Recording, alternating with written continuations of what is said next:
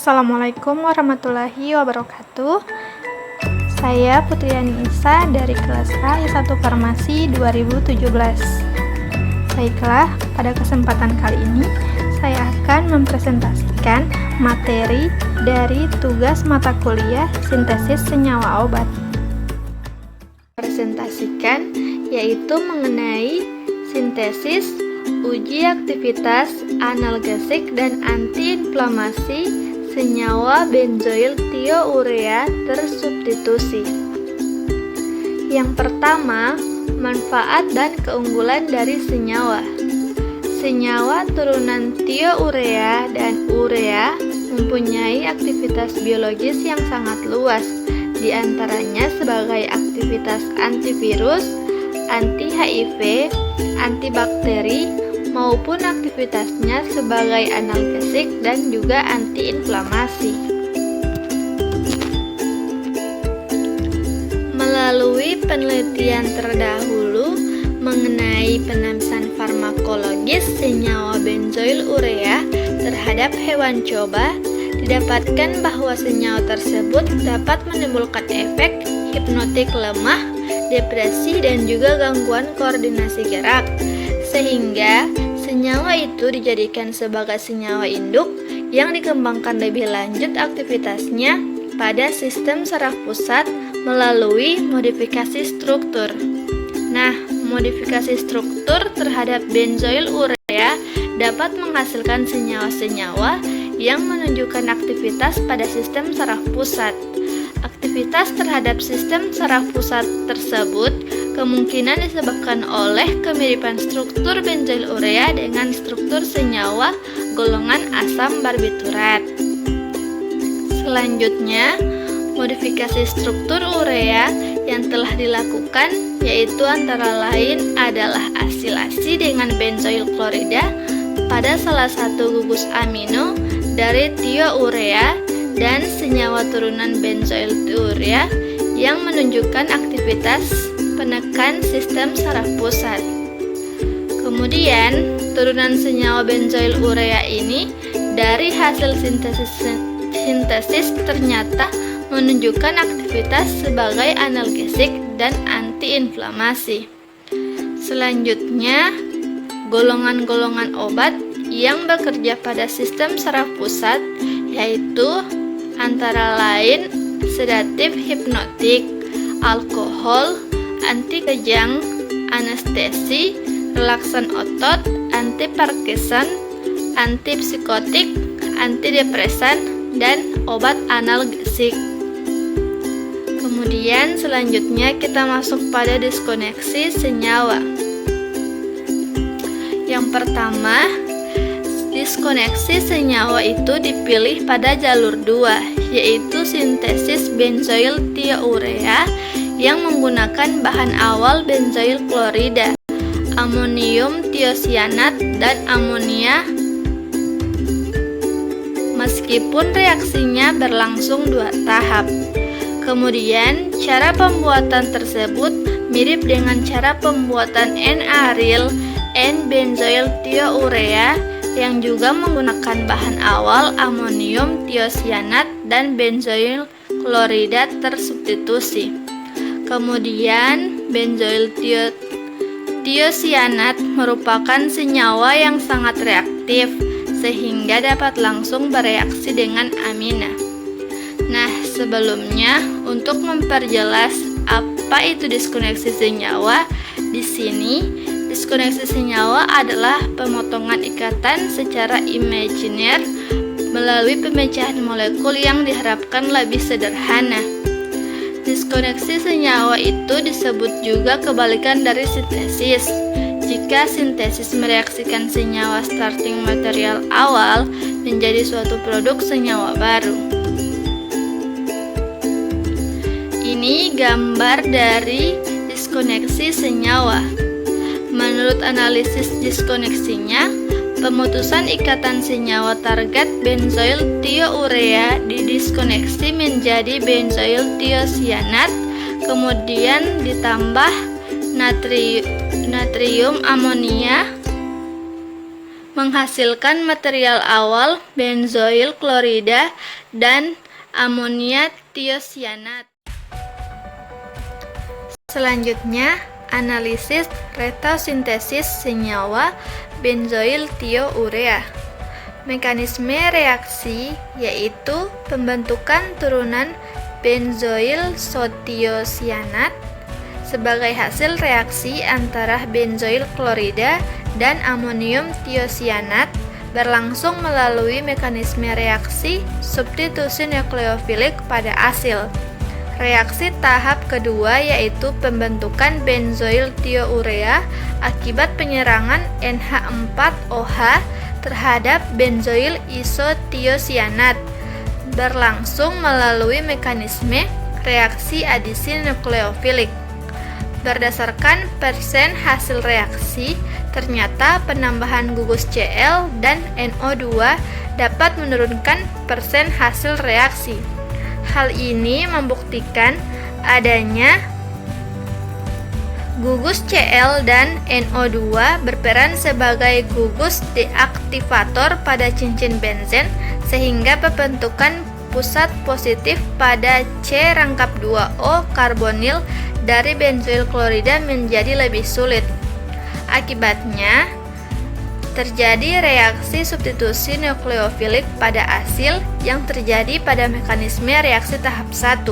Kemudian, turunan benzoil tiosianat berkurang sehingga pada adisi nukleofilik pada mekanisme reaksi tahap 2 juga menurunkan persen turunan benzoil tiourea. Sebagai hasil samping, yaitu asam benzoat tersubstitusi yang dihilangkan dengan penambahan NaHCO3. Selanjutnya, sinton dan reagen. Untuk lebih jelasnya, apa yang dimaksud dengan sinton dan reagen tersebut? Sinton adalah fragmen idealis, biasanya berupa kation atau anion yang dihasilkan dari diskoneksi. Sedangkan reagen itu disebut sebagai material pemula, yaitu senyawa yang digunakan dalam reaksi sintesis sebagai pengganti sinton. Di sini, sinton 1 yaitu benzoil klorida dengan hasil reagen yaitu benzil asetat. Kemudian untuk sinton 2 yaitu tiourea dengan reagen yaitu kalium tiosianat. Selanjutnya, reaksi-reaksi yang terjadi. Yang pertama yaitu reaksi adisi nukleofilik. Reaksi adisi nukleofilik terjadi apabila gugus yang pertama kali menyerang suatu ikatan rangkap merupakan pereaksi nukleofil. Reaksi adisi nukleofilik ditemukan pada senyawa C yang mengandung ikatan rangkap antara dua atom C dan atom lainnya, seperti senyawa yang mengandung gugus karbonil dan senyawa yang mempunyai gugus sianida. Di sini gambar reaksi adisi nukleofilik. Reaksi tahap kedua yaitu pembentukan benzoil tiourea akibat penyerangan NH4OH terhadap benzoil isotiosianat berlangsung melalui reaksi adisi nukleofilik. Berdasarkan persen hasil reaksi, ternyata pada penambahan gugus Cl dan NO2 dapat menurunkan persen hasil reaksi. Hal ini dibuktikan dengan adanya gugus Cl dan NO2, di mana gugus ini berperan sebagai gugus deaktivator pada cincin benzen, sehingga pembentukan positif pada C rangkap 2O karbonil dari benzoil klorida menjadi lebih sulit, sehingga terjadi reaksi substitusi nukleofilik pada asil yang terjadi pada mekanisme reaksi tahap 1. Kemudian untuk turunan benzoil isotiosianat berkurang sehingga pada adisi nukleofilik yang terjadi pada mekanisme reaksi 2 itu menurunkan persen turunan benzoil thiourea. Sebagai hasil sampingnya itu, asam benzoat tersubstitusi yang dihilangkan dengan penambahan NaHCO3. Di sini, reaksi adisi nukleofilik dapat dilihat pada gambar. Selanjutnya, metode dan cara kerja. Selanjutnya, yaitu cara kerja. Yang pertama, prosedur sintesis benzoil thiourea tersubstitusi. Kemudian yang kedua, perhitungan persentase senyawa hasil sintesis. Dan yang ketiga, yaitu rekristalisasi. Yang pertama, cara yang dilakukan yaitu dimasukkan 15 mmol amonium thiocyanat ke dalam labu alas bulat yang dilarutkan dalam 10 ml THF. Kemudian yang kedua, ditambahkan sedikit demi sedikit sambil diaduk larutan 10 ml benzoil klorida tersubstitusi ke dalam 10 ml THF. Kemudian yang ketiga yaitu diaduk pada suhu kamar selama 30 menit sehingga terbentuk suspensi yang berwarna merah muda yang lama-kelamaan akan berubah menjadi warna kuning. Selanjutnya, ditambahkan 30 mol atau 3 ml amoniak dalam keadaan dingin karena reaksi eksoterm. Kemudian dipanaskan selama 1 jam, setelah itu didinginkan. Selanjutnya, diuapkan pelarut THF dengan penguap vakum. Kemudian endapan yang diperoleh itu dicuci dengan larutan nabikarbonat 10%. Langkah terakhir yaitu setelah endapan dicuci lagi dengan 10 ml air. Kemudian dilakukan rekristalisasi dengan pelarut yang sesuai. Kemudian langkah kedua yaitu perhitungan persentase senyawa hasil sintesis. Senyawa benzoil thiourea hasil sintesis bisa diperoleh melalui reaksi adisi nukleofilik senyawa thiocyanat dengan benzoil klorida.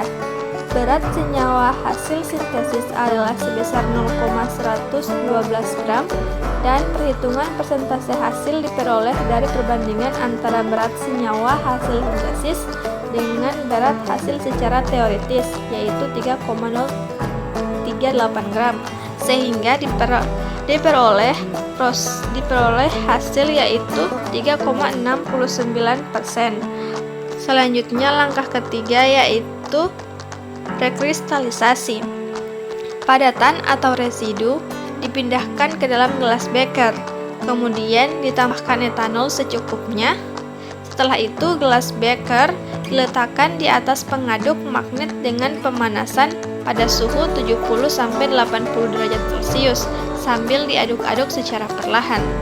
Kemudian ditambahkan perlarut lagi sedikit demi sedikit sampai tepat larut. Selanjutnya disaring dalam keadaan panas. Kemudian filtrat dibiarkan dalam suhu kamar sampai dingin dan didiamkan semalaman. Selanjutnya kristal yang terbentuk disaring dengan corong Büchner, kemudian dibilas dengan etanol dingin sebanyak 2 kali yaitu 10 ml. Kemudian kristal dipindahkan ke dalam cawan Petri yang sudah diketahui beratnya, kemudian dikeringkan pada oven dengan suhu 50 derajat Celcius. Setelah itu ditimbang dan dihitung persentase hasil sintesis. Kemudian proses pemurnian purifikasi. Proses pemurnian purifikasi itu dia dapat dilakukan dengan 3 cara. Yang pertama, pemeriksaan organoleptis senyawa hasil sintesis. Kemudian yang kedua, penentuan jarak lebur. Yang ketiga, analisis dengan kromatografi lapis tipis.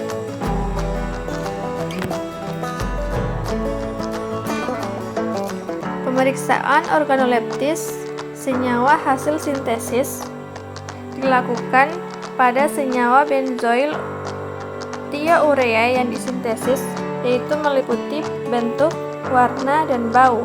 hasil pemeriksaan organoleptis dari senyawa hasil sintesis diperoleh, yaitu untuk bentuk, dia berbentuk kristal jarum yang kecil, kemudian untuk warna putih, serta bau tidak memiliki bau.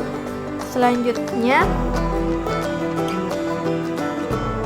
penentuan jarak lebur.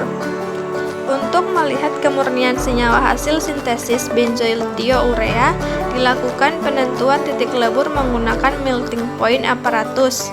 Senyawa hasil sintesis dimasukkan ke dalam 3 pipa kapiler yang ujung lainnya sudah tertutup hingga setinggi 3-5 mm. Kemudian satu persatu pipa kapiler diletakkan ke dalam lubang melting point apparatus. Kemudian mesin dinyalakan. Diamati suhu ketika senyawa mulai melebur sampai melebur seluruhnya.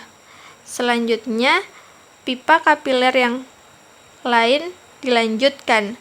Kemudian, bila rentang jarak lebur senyawa hasil sintesis sebesar 2 derajat Celcius, menunjukkan hasil senyawa sintesis cukup murni.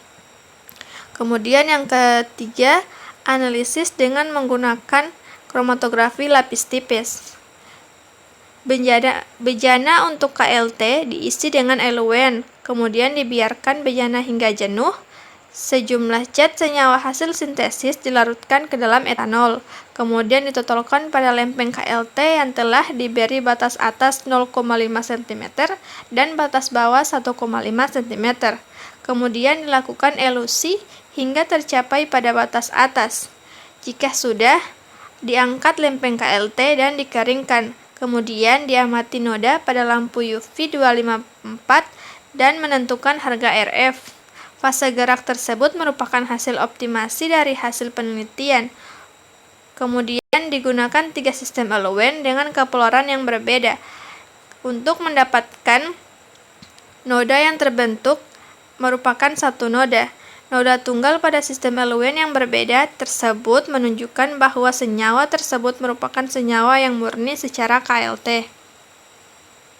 Kemudian, cara untuk mengidentifikasi hasil sintesis itu dilakukan dengan 2 cara analisis. Yang pertama, analisis hasil spektrofotometri infrared dengan analisis hasil nuclear magnetic resonance atau NMR.